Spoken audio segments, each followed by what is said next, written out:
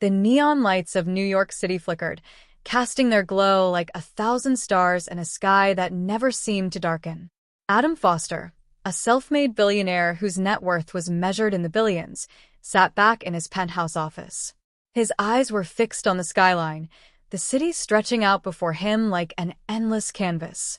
He had just sealed a deal worth over $1 billion, a victory, another triumph to add to his growing empire. Yet, for reasons he couldn't quite put his finger on, an unsettling emptiness gnawed at him, a hollow feeling he couldn't shake off. His assistant, Lauren, walked in, her steps confident as always. She carried a stack of papers in her hands, a faint smile playing on her lips. "Mr. Foster," she began, "your flight to Tennessee is ready. Should I prepare the jet?" Adam didn't respond right away. Instead, he continued gazing out the window, his eyes tracing the glowing lights of the city, reflecting off the glass. He was lost in thought, wrestling with something deep inside, something more important than any deal or victory. After a long pause, he made a decision. "Cancel the flight," he said firmly, his voice steady, but with a resolve that felt foreign to him. "I'm staying a bit longer." Lauren blinked, clearly caught off guard. "Sir, the meeting in Tennessee is critical," she replied, hesitation creeping into her voice. "I'll handle it from here." Adam's mind was already set. "Change of plans," he said, his gaze still fixed on the view. His thoughts had already moved forward to the next step, whatever it might be. Just moments later, his driver, Charles, arrived, and Adam climbed into the sleek, black luxury car. As the vehicle pulled away from the heart of the city, Adam's thoughts drifted to a place he had long tried to bury, the past. It was a small town in Tennessee, Nashville, the place where it had all started. He hadn't been back in over 10 years, a decade of success that had taken him far from the boy he once was. Nashville was where he'd been young, full of big dreams, but it had also felt like a prison. As the car drove through the familiar streets, Adam saw the landmarks of his youth. The library, where he had spent hours reading business magazines that he could barely afford. The street corner where he'd hustled, selling newspapers just to get by. And then, as the car neared the end of the street, his heart skipped a beat. There it was, Maggie's Diner. It hadn't changed. Time had been kind to the little place. The neon signs still flickered weakly, and the same red booths lined the diner's worn wooden floors. Adam's breath caught in his throat. This was the place where, as a teenager, he had made a promise to himself. "I'll never come back until I have everything." And here he was, back again. "Charles, stop here," Adam ordered, his voice distant and strangely detached. It almost sounded like he wasn't speaking to anyone in particular. "I'll be a minute." The bell over the door jingled softly as Adam stepped into the diner. The familiar scent of coffee and grilled food hit him immediately, bringing with it a flood of memories. The atmosphere hadn't changed either, cozy, old-fashioned, and timeless. He made his way to the corner booth, the same one where he had spent countless nights dreaming of a life he could never afford. His eyes wandered out the window as memories washed over him. His dreams of escaping this town, the weight of his family's struggles, the desire to prove he was destined for more than this life. Suddenly, his thoughts were interrupted by a soft voice breaking the silence. "What can I get you, sir?" Adam looked up, and for a brief moment, time seemed to stop. The waitress before him had dark brown hair tied up in a messy bun, wearing a simple uniform, just like the one he had seen so many times before. But there was something about her, something so familiar. His heart skipped as recognition set in. It was Sarah Thompson, the same Sarah who had been the brightest, most ambitious girl in high school, the one who always dreamed of something bigger, better than this small town. But now she looked different. Worn. Tired. Her once vibrant green eyes had lost their spark. "Steak and coffee," Adam ordered, his voice betraying the surprise he felt. He watched as she scribbled down the order, her movements slow and deliberate. She turned and walked away, but Adam couldn't tear his eyes away from her. He hadn't seen Sarah in over a decade. Back then, they had been friends, no more, no less. They had shared dreams, plans, hopes for the future. But somewhere along the way, their paths had diverged. When Sarah returned with his meal, Adam didn't wait. "Sarah," he said quietly. She froze, her eyes scanning his face with confusion. "How do you know my name?" she asked, her voice tinged with disbelief. Adam leaned forward, his heart racing as recognition washed over him. "Westwood High, class of 2012, he said. Recognition flickered in her eyes, and her hand trembled as she set the plate down. She whispered his name, Adam. Adam Foster. A smile tugged at his lips, but it wasn't the confident, self-assured smile of the billionaire he had become. No, it was something else. Something more personal. Something that spoke to the past they had shared and the person he used to be. The smile on Adam's face wasn't the confident grin of a successful billionaire. No, it was the smile of a boy who had never forgotten. Forgotten her. The one and only, he said softly, almost to himself.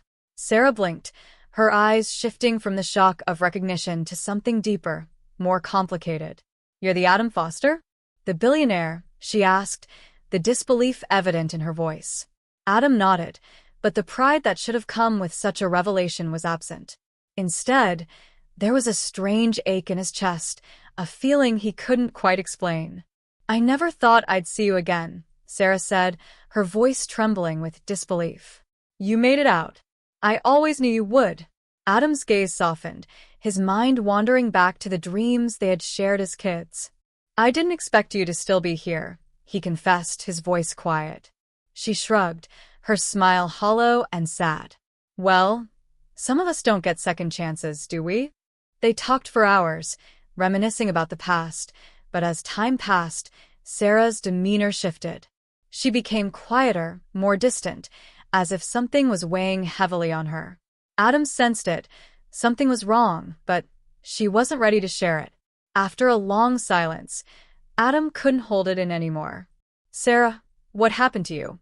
You were going to change the world." Her hesitation was palpable before she let out a heavy sigh, one that seemed to carry the weight of years. "My father passed away when I was in my second year at Harvard," Sarah said, her voice shaky. "After that, everything fell apart. My mother got sick, and I had to drop out to take care of her. My little brother was still in school, and I had to provide for them. So I took whatever job I could find." She paused, her eyes lowering as if ashamed. "And now, here I am, working at Maggie's diner." Adam's chest tightened as the realization hit him. He hadn't known that the girl he once admired, the one who had always been so full of promise and potential, had been living a life full of hardship, pain, and sacrifice. The girl who once seemed to have the world at her feet was now struggling just to survive. "And you're still here?" Adam asked softly, his voice quiet, almost reverent. "Yeah," Sarah replied with a bitter laugh, the sadness in her voice unmistakable. "Some dreams just aren't meant to come true." The next day, Adam couldn't stop thinking about Sarah. He was a billionaire, a man who could make anything happen, but he couldn't figure out how to make her life better. Or could he? He had been given a second chance at life, at success, and he was determined to give Sarah one too. But he didn't want to do it in the easy way. He didn't want to just throw money at the problem.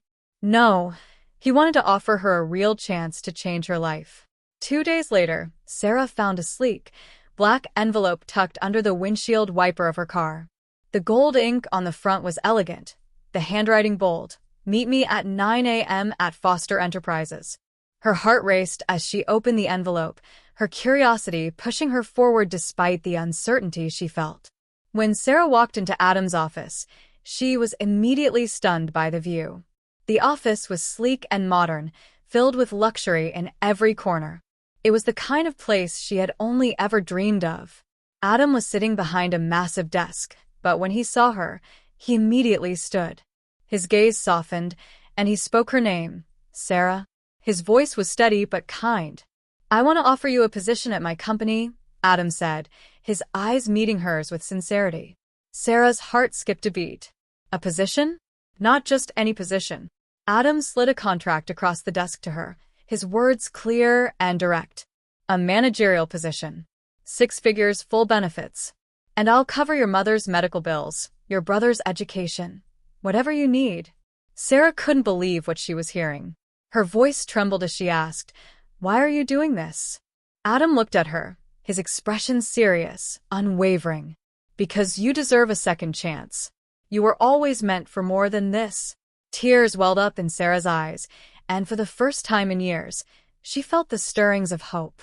Hope for something better, something beyond the life she had resigned herself to. But just as Sarah began to feel like she was finding her footing, a new challenge emerged. Nathan Wallace, Adam's ruthless business rival, had learned of Adam's involvement in Sarah's life. But Nathan wasn't just after Adam's company, he was after Sarah too. He made her an offer that seemed impossible to ignore: money, fame, power, everything Sarah had ever dreamed of. But at a cost. To accept, she would have to betray Adam. Sarah found herself torn between two worlds: the loyalty she felt for Adam, the man who had given her hope, and the ambition that had always burned within her. The future she had worked so hard to build with Adam was now in jeopardy. Days passed, and the weight of the decision became almost unbearable. Nathan Wallace's offer loomed over her like a dark cloud, tempting her with promises of wealth and power. She could almost taste the lifestyle, the recognition, the freedom from the struggles that had defined her life. But deep down, she knew that it came at a price. Adam had given her something far more precious than money: a second chance.